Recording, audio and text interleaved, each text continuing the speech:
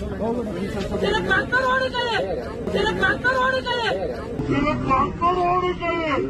खाना की जगह मिलेगी तो सिलेंडर लग गया मुझे, बात नहीं तेरी कहाँ जच रहा होगी, तू जानते नहीं मैं कौन हूँ। एक फोन में तू अंदर हो जाएगा, एक फोन, ज्यादा कुछ करने की जरूरत नहीं मुझे, खाली एक कॉल, एक कॉल अभी बाबा केदार का द्वार और बदलती आस्था। जब तीर्थ यात्री झांसी की रानी और महाराणा प्रताप बनकर मारने लगते हैं, क्या आप वाकई में बाबा केदार के दर्शन करने जा रहे हैं या सिर्फ अपनी रील चमकाने और कमजोरों पर अपनी ताकत का रौब झाड़ने जा रहे हैं? यह सवाल आज हर उस इंसान के दिल में चुभ रहा है जो इस देवभूमि की मर्यादा को अपने सीने से लगाए बैठा है।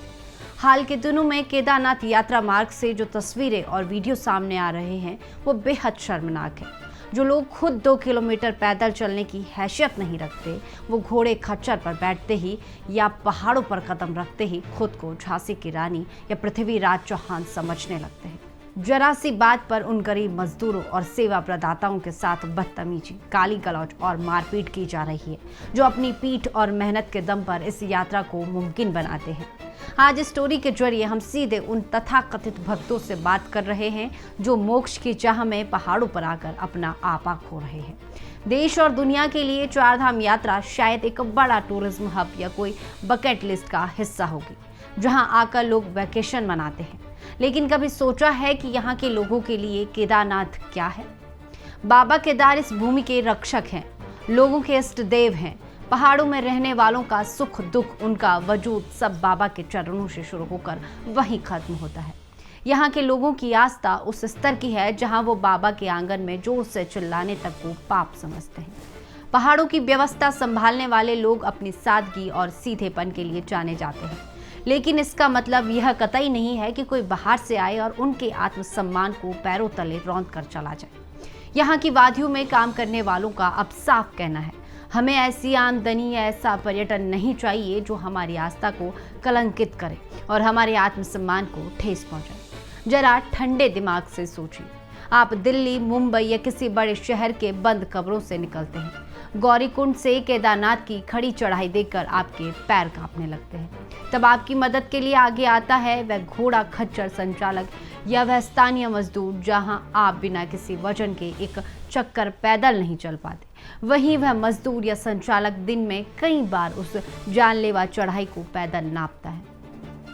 वह खुद थककर भी आपके भारी भरकम शरीर और सामान को सुरक्षित ऊपर पहुंचाता है।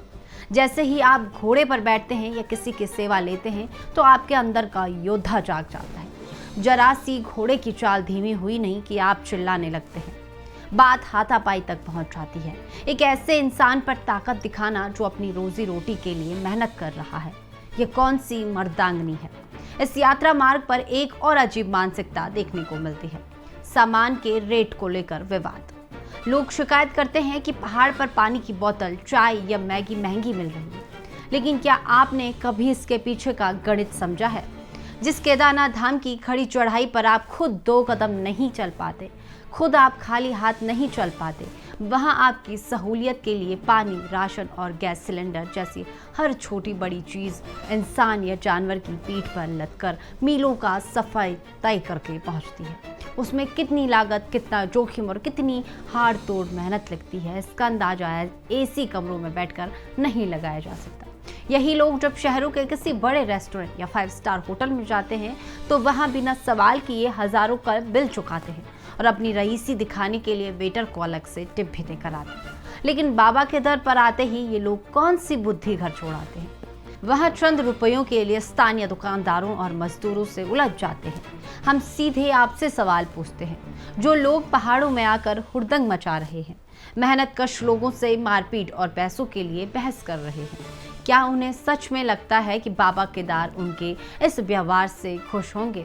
जिस यात्रा की शुरुआत ही किस गरीब के आंसू, बेबसी और अपमान से हुई हो, क्या उस यात्रा के अंत में बाबा केदार के दर्शन फलदायी हो सकते हैं? या बाबा ऐसे हिंसक, कंजूस और अहंकारी लोगों को अपने द्वार पर देखकर खुश होंगे? कभी नहीं। आप वहां अपनी मन्नतें लेकर जा रहे हैं, पाप धोने जा रहे हैं, या नए पाप कमा कर वापस लौट रहे हैं, या आत्मबंधन करने का समय है।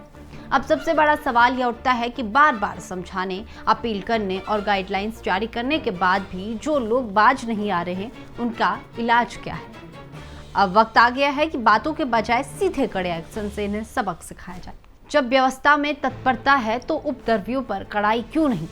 उत्तराखंड पुलिस और स्थानीय प्रशासन जिस तरह से दिन रात एक करके केदारनाथ यात्रा को, चारधाम यात्रा को सुव्यवस्थित और सुचारू रूप से चला रहा है, वह वाकई तारीफ के काबिल है। भारी भीड़ को संभालना, ट्रैफिक और जाम की समस्या से निपटना और यात्री को हर संभव सुविधा देना, प्रशासन हर मोर्चे पर तत्परता दिखा रहा है। लेकिन इसी तत्परता के साथ अब प्रशासन को इन हुड़दंगियों और बदतमीजी करने वाले तत्वों के खिलाफ भी सख्त रवैया अपनाना होगा।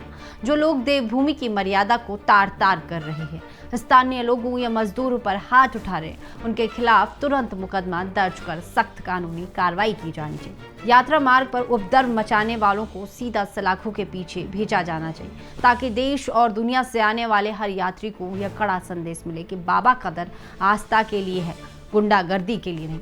पहाड़ हमेशा बाहें फैलाकर हर सच्चे भक्त का स्वागत करता है। यहाँ की वादियों में आज भी वह सुकून है जो दुनिया में कहीं नहीं मिलेगा। लेकिन इस सुकून को, इस मर्यादा को बनाए रखने की जिम्मेदारी सिर्फ वहाँ के प्रशासन की नहीं है, बल्कि हर उस कदम की है जो उस पावन धरती पर पड़ता है। अगर आप केदारनाथ जा रहे हैं तो एक सैलानी या अहंकारी बनकर मत जाइए, एक भक्त बनकर जाइए, जिसमें श्रद्धा हो, विनम्रता हो और उस इंसान के प्रति सम्मान हो जो आपके सफर को आसान बना रहा है। क्योंकि याद रखिए, बाबा केदार सिर्फ पत्थरों में नहीं, उस हर पसीना बहाते इंसान के भीतर भी बसते हैं। तो चलिए, फिलहाल के लिए बस इतना ही। बने रहे उत्तर भारत लाइव के डिजिटल प्लेटफॉर्म के साथ और इस खबर पर आपकी क्या राय है, हमें कमेंट बॉक्स में बेबाकी से साझा करके बताएं।